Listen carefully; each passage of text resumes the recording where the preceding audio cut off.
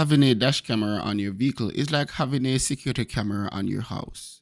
There are many options to choose from, but I want to show you this GKU dash camera that has both front and rear cameras.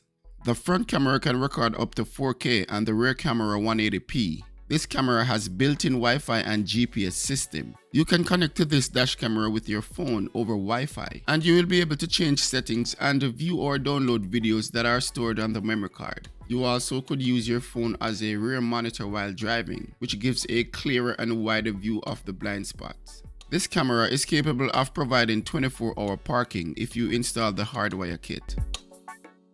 This comes with a 64GB memory card, but you can upgrade this to 512GB memory card for more storage. This is a sample of the front view recording in 4K. And this is a sample of the rear camera recording in 1080p. In this video, I will show you the best way to install this dash camera and show you the features that comes with this. So I will be doing the unboxing, installation, and explain the capability of this affordable car dash camera. Let's do the unboxing to see what's inside of this box. Inside the box you will find the user manual, which is useful, 2 static stickers to install the camera on the windscreen, and you will find a quick setup guide as well, but you might not need this because you are watching this video. I will show you the installation process. Now this is the dash camera. I will remove this lens protector. This is the 1.4-inch screen and it is not a touch screen.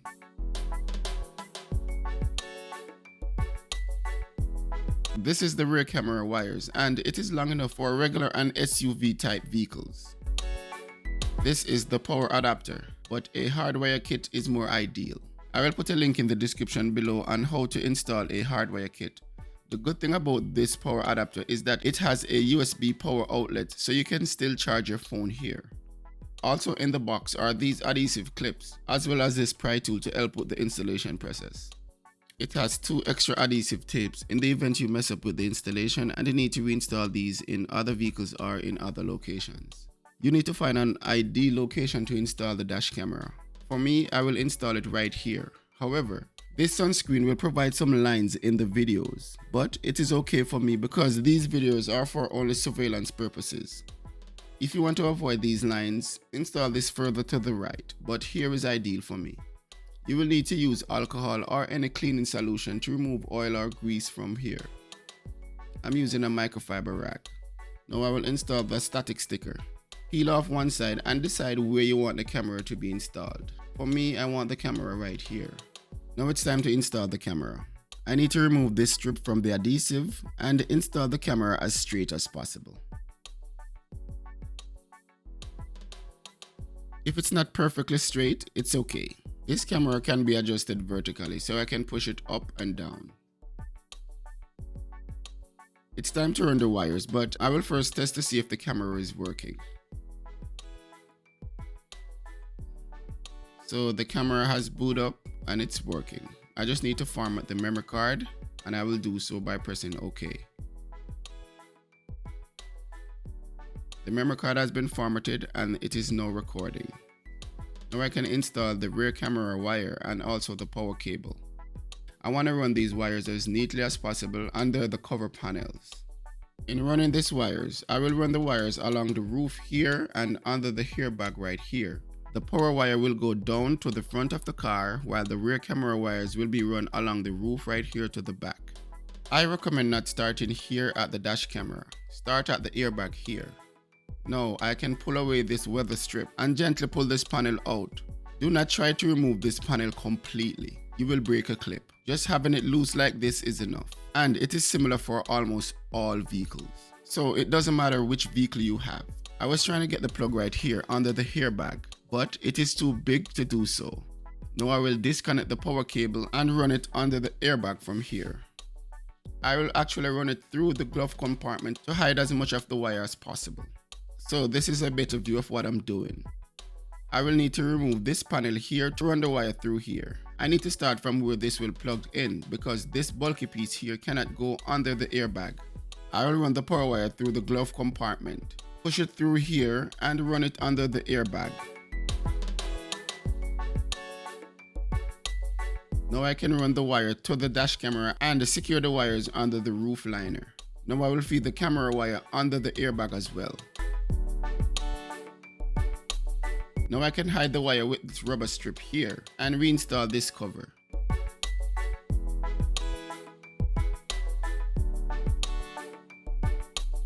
As you can see right now, none of the wire is exposed here. This is a professional look.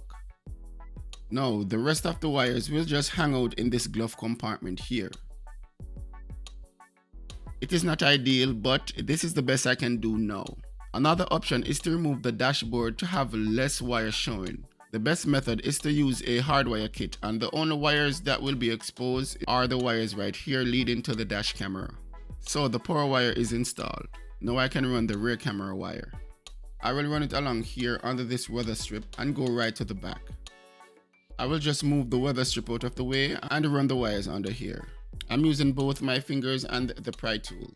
I'm doing this installation on a 2016 Nissan Rouge, but the process will be similar for most vehicles. All vehicle has these internal covering with these opening here, so you'll be able to slip the wires in these openings.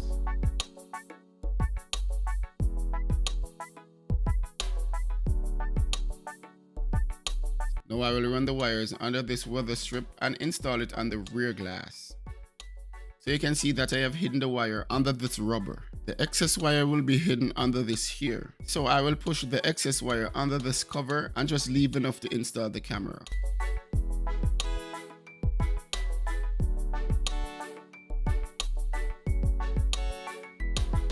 I will now clean the back glass here with rubbing alcohol and this microfiber rag, trying to remove all dirt and grease. I'll now remove the adhesive strip from the tape and install the camera as straight as possible. I want to install it as close to the top here. I'll now hide the excess wire under this cover, secure the rubber seal, and this job is pretty much done. This camera can be adjusted so it's not pointing too much to the ground or too much to the sky. You also need to ensure that you have enough wires here so that when it opens, it doesn't stretch or pull the camera off the glass. One thing to note, ensure that the rear camera wire is completely plugged in. It wasn't working initially for me because I didn't push it all the way in. Now let's install the app that allows you to connect your phone to this dash camera. You can use your phone and scan this QR code here and it will take you directly to the camera in your app or Play Store. Or you can just search for the GKU Go app. I'll just install the app and agree to terms. I will allow notification and then connect to the dash camera. Allow Bluetooth.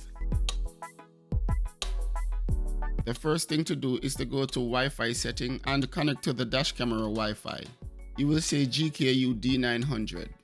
Use password 12345678, then join. Once you're connected to the dash camera Wi-Fi, you can now connect to the camera. It is connecting right now. Now I am connected to the dash camera. You can see those lines I was talking about, but this is okay for me. The display here will show you the direction you're going, and if you're driving, it will show you your driving speed. From here you can access your save recordings. You can start or stop recording video here. You can take a picture here, or go to the settings. If I hit this button, I can switch between the rear and the front camera. This button here will put the view in full mode. As you can see now, the video is live.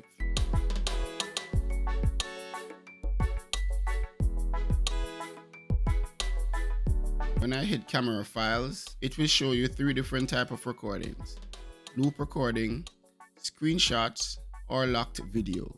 Loop recording is the regular recording and screenshot are those pictures that you took. Locked videos are emergency videos, like if your vehicle shakes aggressively. The camera will think that there is an impact to your car and lock those videos so they can't be erased. This button here switches the camera view from left to right, and this is useful depending on how you installed your camera. You want to ensure that the left is on the left side and the right is on the right side. This button here is to turn on and off sound recording. This is to switch between front and rear camera, and this is to put the screen in full view mode. Here you can see the video recorded. F here is for the front camera and B here is for the back camera. Let's get into the settings. I can turn on and off sound recording here. This is for the speaker volume on the dash camera. This is for the video resolution. The front camera is currently at 4K and the rear camera is at 2.5K at 180p. I can set the loop recording here. The options are 1 minute, 3 minutes or 5 minutes. This is the anti-flicker settings. You can set it at 50 Hz or 60 Hz. You can include a watermark which will show you the brand of your camera and also the GPS information. You can flip the image horizontally or vertically depending on how you install the camera. You can set the speed unit to miles per hour or kilometers per hour. You can set the time zone depending on where you are located, so your time is automatically updated. You can switch the time to 24-hour time or let it stay at 12-hour time. You can switch to daylight saving mode as well. There are also some extra features here. You can adjust your collision sensor. This will tell the camera when to lock those videos. I have set mine to low to prevent the camera from locking videos when I'm going over small bumps. You can set your language here as well as turning on and off GPS data. Here is the Wi-Fi name which you can change and also the password here. Here is the firmware version and here you can format your memory card. I recommend formatting your memory card every 1 or 2 months. Here again are some recordings. You can see the front recording here and you can see the back recording here. That's it for this video guys. Thanks for watching, but before you go, please hit the like button and subscribe to my channel. See you on the next one guys.